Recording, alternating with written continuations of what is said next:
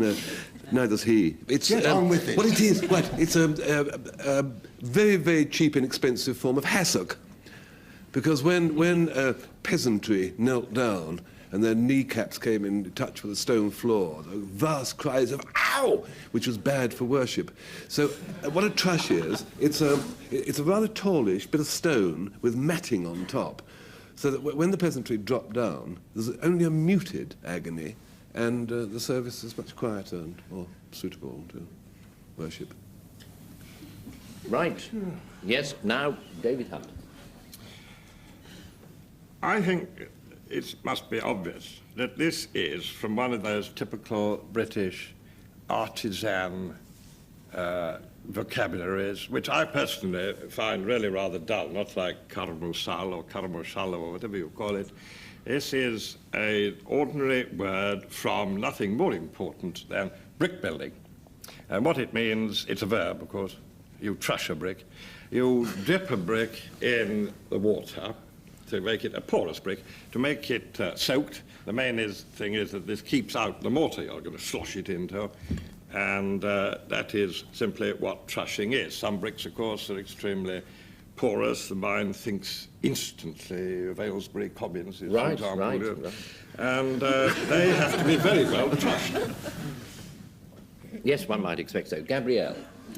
Well, trash is actually what's left when you've burnt a candle right down and the wick's gone and all you're left with that is the mushy sort of wax in the bottom. That is actually called trash. And if you remember in the electricity strike, we were told to use trash, it wasn't actually called trash, for making new candles with. But what you can also do with trash is mix it with lanolin, and it's an excellent cure for chilblains. Yes.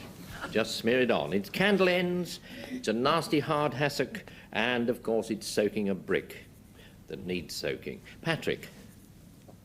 These fairly stern observations about the noble profession of brick building, rather unwelcome, I thought. They may be artisans, but they're still good workers. Well, some of them, if they're at it. It's their language.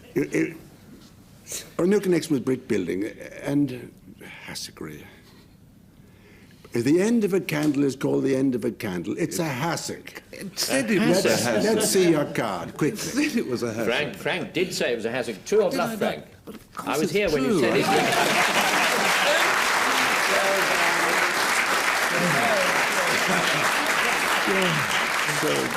You didn't really believe you were going to get lucky there, did you, Patrick? But you did. Yes, it's that sort of hassock. It's made of stone, a little bit of canvas over the top. Just comfortable time for chasserie. Patrick.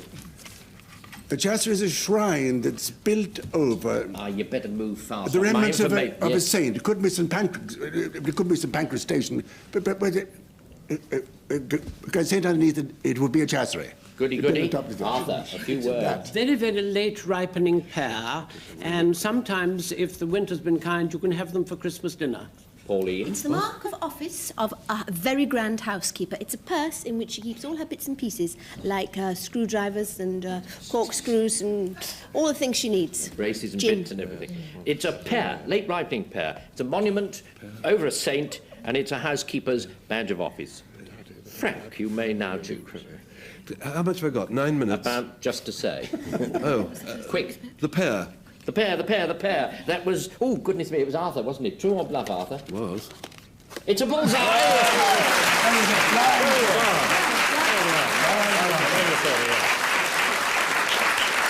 Absolute bullseye. Yes. So a chasserie is indeed that. It's a pear, late ripening pear, eat it at Christmas. Brings us to the end. I declare that the winners, certainly 5-3, are Frank Muir and his team. We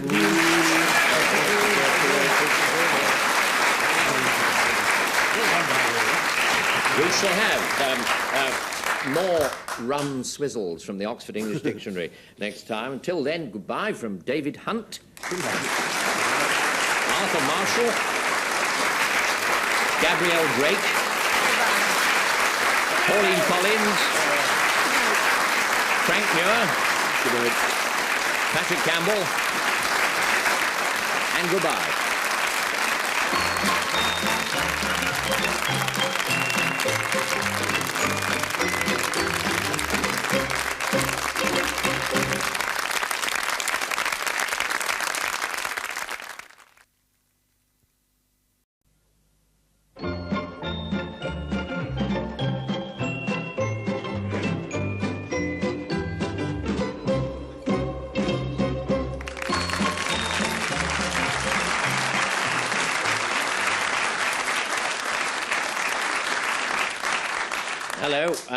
call my bluff with, as ever, the clog dancing champion of Old Tralee, Patrick Campbell.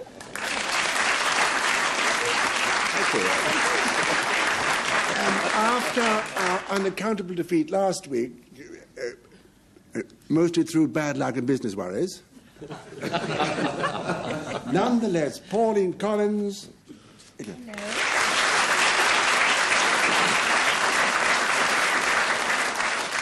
And the only laugh in the whole of the New Statesman, Arthur Marshall. That's done in everywhere. I don't think there should be more than one laugh in the New Statesman. Anyway, now we have the Mr. Chips of St Andrews University, Frank Muir. Good evening.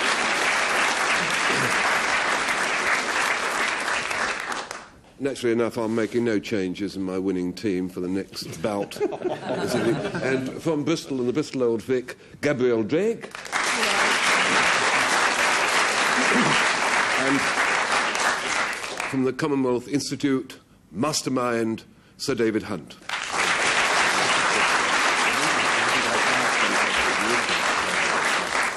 Let's try and get ourselves a word.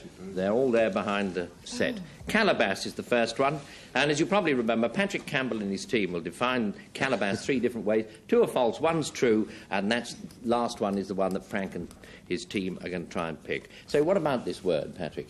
Not bad. A calabash is a very wide canoe used by Red Indians who are going hunting, but accompanied by more than one wife, up to the number of 2 to 3 or 4 squaws. Plus little nippers and mothers-in-law. You've got to have a wide canoe for that mob. That's why it's called a calabash. Oh, you've started. Yes, yes. Arthur Marshall has a turn. Arthur Marshall. A calabash was something that went off with a not very loud bang about the time of the Spanish Armada. It's a smallish field gun that was rather erratic and rather a nasty thing because it wasn't filled with cannonballs, but filled with, I don't know, stones, boulders, almost anything you happen to be lying around. Somebody's head, your sandwiches, anything. You popped into the calabash and shot it off. Now, Pauline Collins.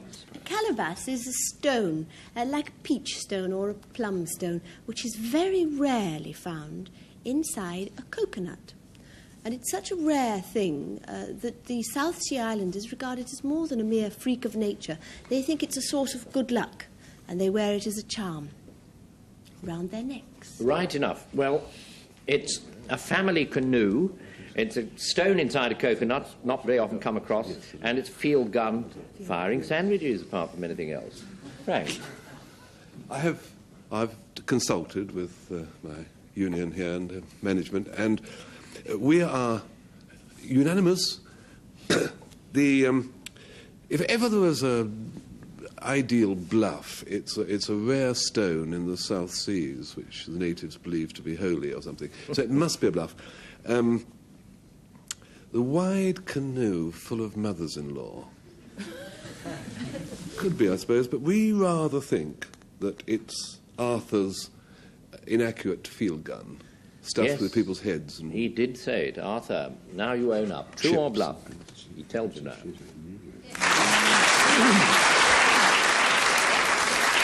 Well done, down the hole. That field gun you scored a bullseye, yes.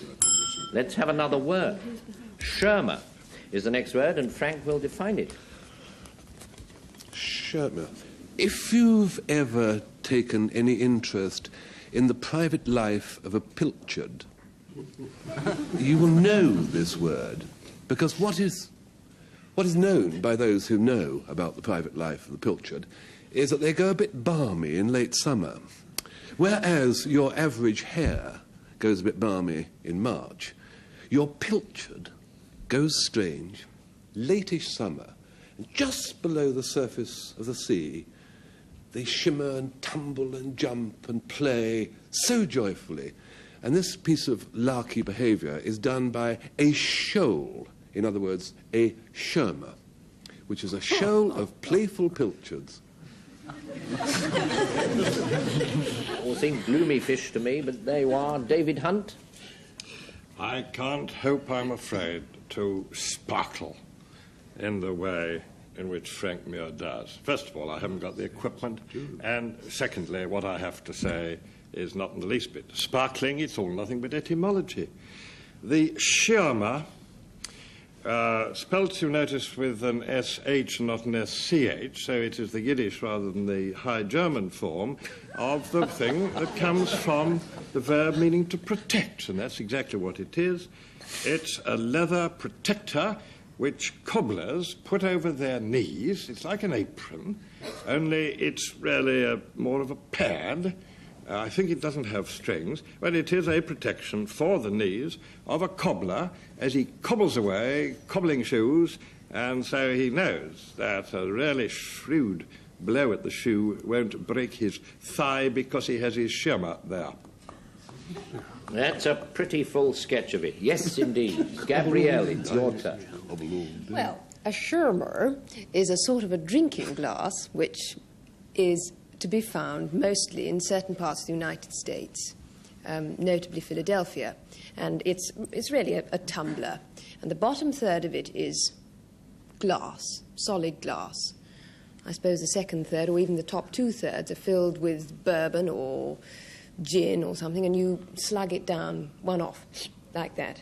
And then you bang your shermer's bottom down on the table again. It's a tumbler. It's a shoal of playful pilchards, and it's a sort of cobbler's apron. Patrick chooses now. A glass is called a glass all over the world. It's never been called a shermer. Whatever it's filled with, you don't bang down your shermer. Especially glasses found in a schooner. What about this non-echt Deutsch Yiddish pad? Just a moment. Don't bash your own knee with your hammer yet, lad. Don't go away. Fish don't go mad. They might fly around a little underneath the water. They're not going mad. They're not on the shermer. Your pilchard is no, not... No, a moment, please. It's a pad used by shoemakers. The cobbler's apron. David Hunt, you said quite a lot about that. Was that true, or was it a bluff? I must look and see. Yes? It's another bluff, isn't it?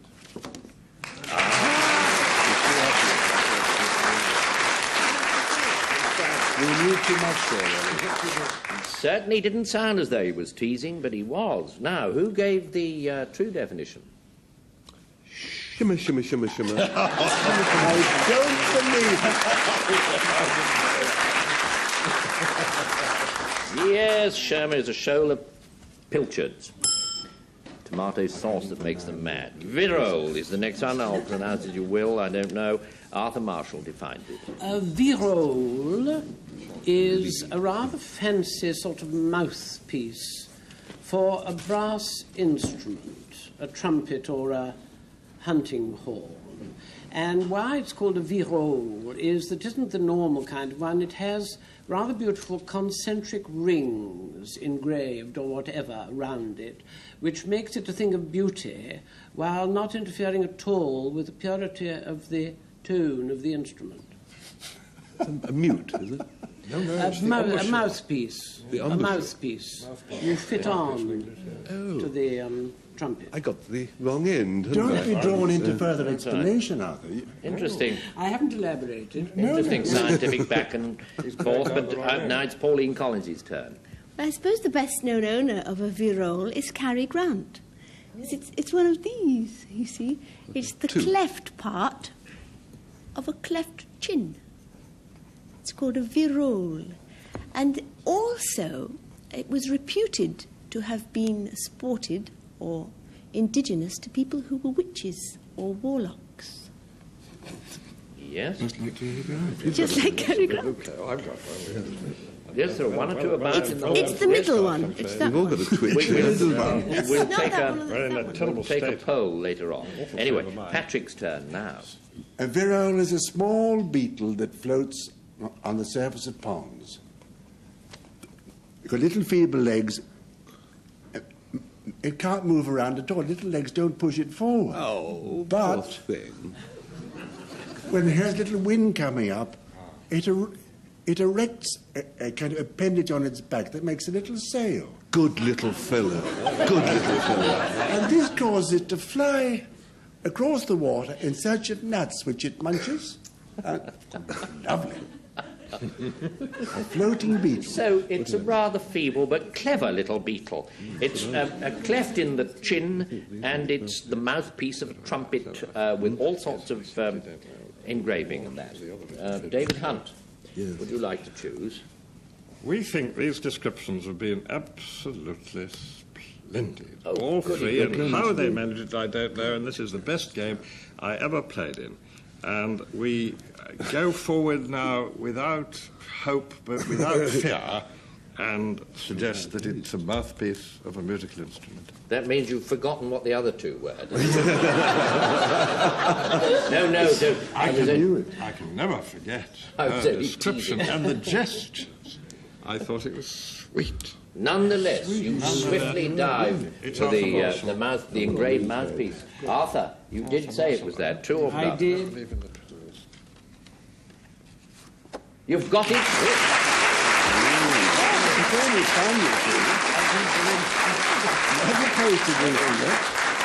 The man's a marvel. I mean, when you've got the mastermind on your side, I think a handicap should be had. And there, 3-0. Virol is certainly that part of the trumpet. Now it's David Hunt's turn to tell us about Halecret, Halecret, I don't know. The frog, the French pronunciation is the correct one, Alcré. It's, of course, of considerable antiquity, so I ought really to be pronouncing it with a Norman French accent, though there is some argument about whether it came to England with the Angevins. But whether that or not, it was extremely early. And what it is... Anchovies. I do, yeah. Yes, that's because... Anchovies. Yes, didn't come with it. You get that clear. Not anchovies, but Angevins. The Angevins, yes, I prefer calling them them, yeah. And what it is in one word is a vulnerary. Stop there. But, my dear fellow, that was the next word. Well, in other words, if I may, for the benefit of our viewers, in other words, a thing that you put on wounds. It is a lotion for wounds, much used in medieval times.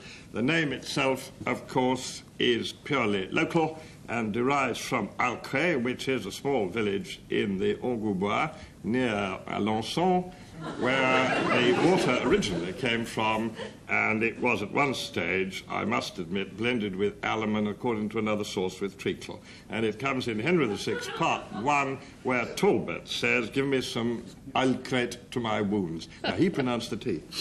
Well, I should tell you that Sir David will answer questions afterwards. Gabrielle. A halecret is, or it was, a wooden tombstone which was used to mark a grave in the Isle of Man. It was carved from yew wood.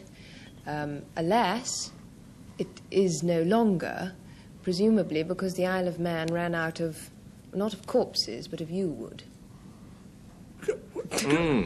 Corpses? No, it didn't run out of corpses. It ran out of yew wood, so they Don't couldn't argue use... with me, you argue with her. I think, Frank, you'd better get on. I think so. I don't know how to pronounce it. It could be Halecret or Halecrete or Halecret, because you, quite frankly, you do not see a lot of these about now. They are iron waistcoats, which were split in two and then buckled on. Tudor Elizabethan times, much used for pomp and circumstances, although they were pike-proof, much used and pilchard-proof, as far as I know. They were much used to enhance a great noble's equipage. You're not listening to me. Shall I stop? Yeah. I'll stop. Yeah. Good. Well, what they say it is, it's a heavy iron waistcoat. It's a sort of lotion you put on wounds, and it's a wooden tombstone. And Arthur Marshall has the chance to choose one. There was too much of this wound lotion. It went on forever. So I ruled that out immediately. I rather like your wooden tombstones in the Isle of Man, and it's hard luck they ran out of wood. but I don't think it's right. I settle for the iron waistcoat. Ah, well, now that was Frank, wasn't it? True or bluff? I am prepared to give you another chance. Would you prefer to choose something else? Come on, Buster.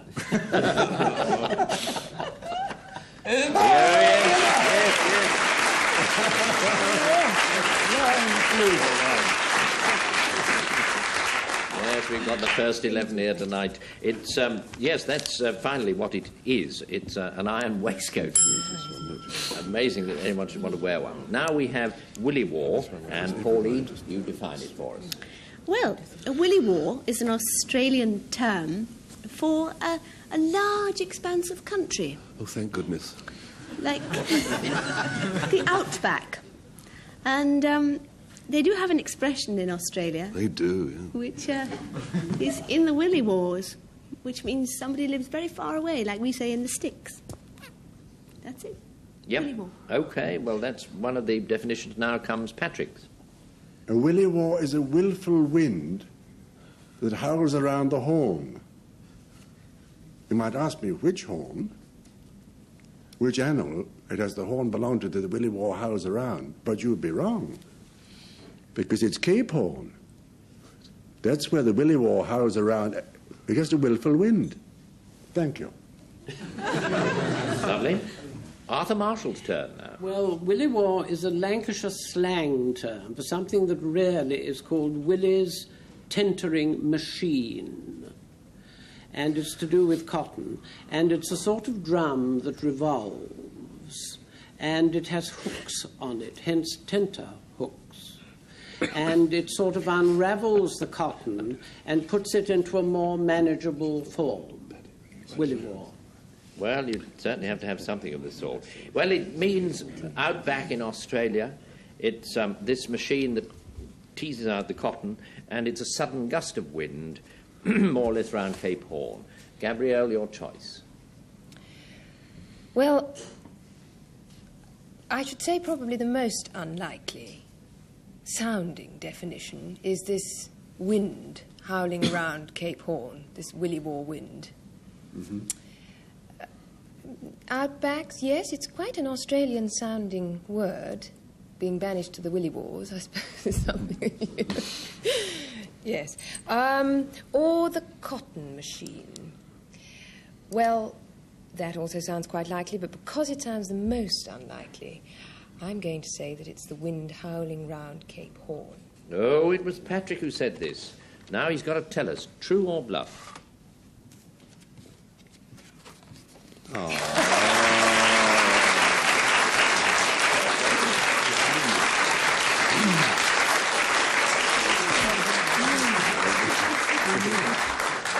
Willy war is all that Patrick said it was, possibly more.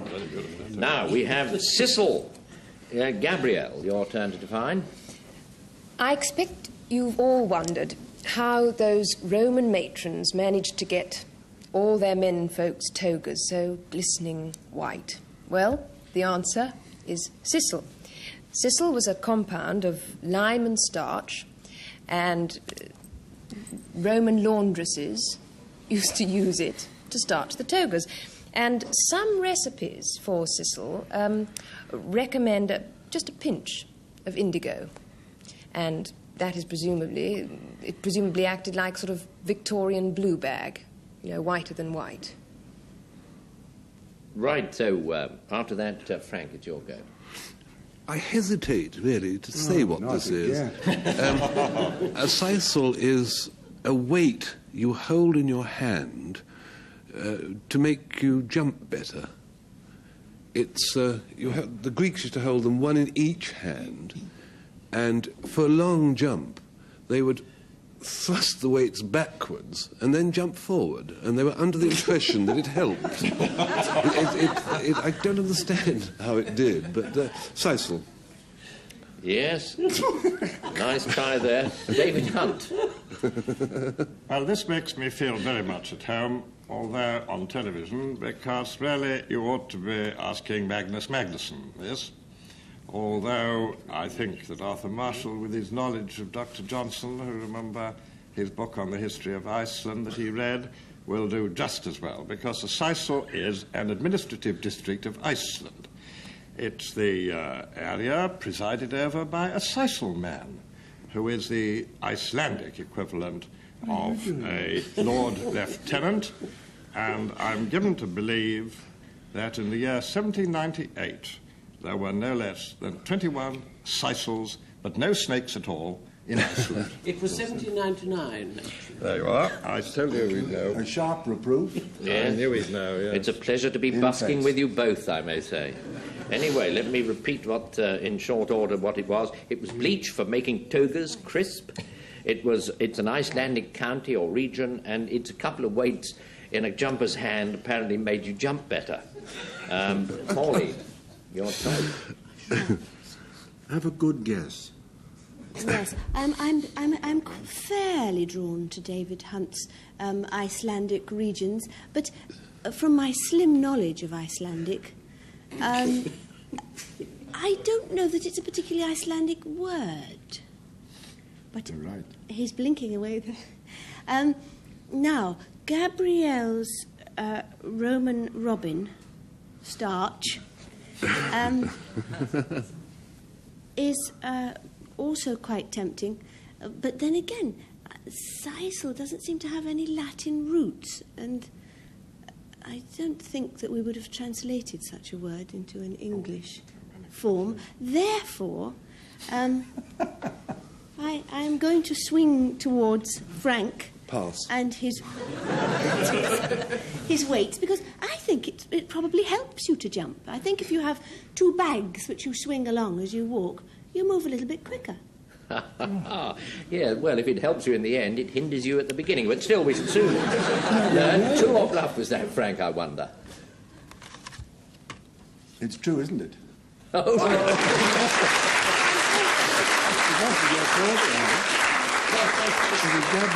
it's a very... How can it help? You're carrying great stones. But it's a very seductive notion that if you swing them forward, it might take you further. Anyway, who gave the true definition? Gabrielle there. No, it isn't it? Ah, there it is.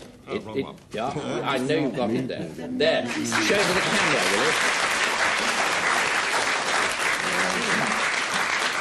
It's this Icelandic region, and... I told you my knowledge was slim. Yes, yes. But The rest of you is too, and very attractive. Thank you. I ring the bell, and we get to Wagger. The score standing at 5-1, and Patrick Can't will believe define that. Twagger for us. I do it. Twagger is a kind of Hampshire Dorset word, meaning to walk delicately or to shuffle along. Was it not in 1907 that a jocular nature lover wrote to the Daily News and said green finches may often be observed twaggering along a branch as if they had corns on their little feet? He was making a joke, obviously, but he had observed greenfinches, whatever they are. Sounds as though he suffered from a lisp or something, swaggering along. But anyway, Arthur, what do you think? A twagger is an old word for a piece of sort of tuft of hair that sticks up on top of a boy's head. In the days when schoolmasters were allowed physically to reprimand idle or insolent boys, they would pull these tufts, and boys fighting amongst themselves, ragging about, would do the same thing and cry out, "Oh, look, he's tweaked my twagger." Pauline Collins, now it's your turn. Twagger is an exceptionally well-developed Southdown lamb. When a farmer sees a lamb which is much better endowed than any other sheep in his flock, he says, "By God, that's a fine twagger." And he cuts it up and makes it into chops, which sell well. Twagger. So it's a fat lamb, fat Southdown lamb, tuft of hair sticking up on a chap's head, and it's to walk delicately or that. Frank, your choice. Well, Mastermind said I haven't got the faintest idea. So, And not for the first time either. I used to say pass. now, greenfinches dancing along, singing, see them twanging along. I think not, corns and all. But I might come back to you. Oh, no, don't bother. The tuft of hair that small boys had tweaked was very jolly. Jolly good. Thanks very much, Arthur. Enjoyed it. That isn't it. The lamb it's all a bit non-you, all the thing being ill and being cut up into chops. So I think lamb. I wonder now whether it was, because who gave the lamb? Yes, it was Pauline who said about the fat lamb. True or bluff?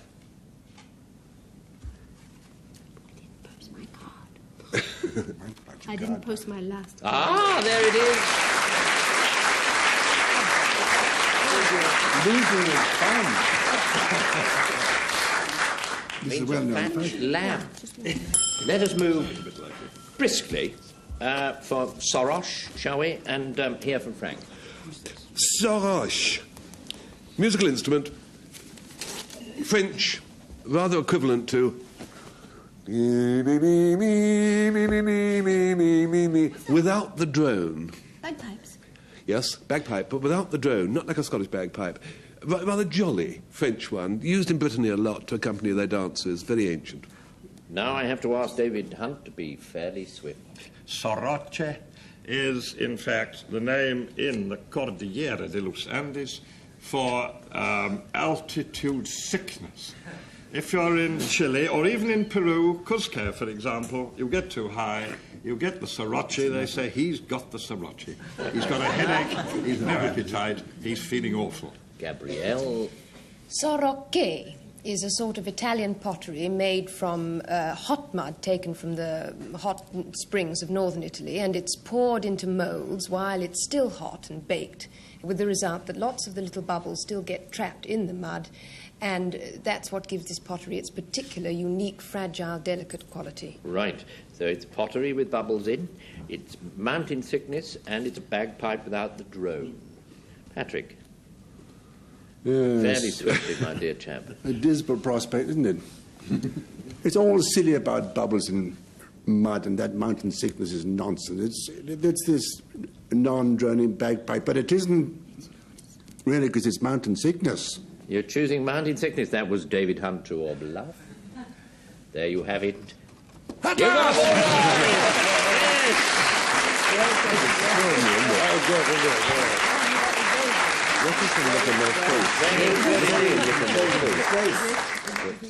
Well, there you have it. 6-2. Yet again, Frank Muir's team has won. Just.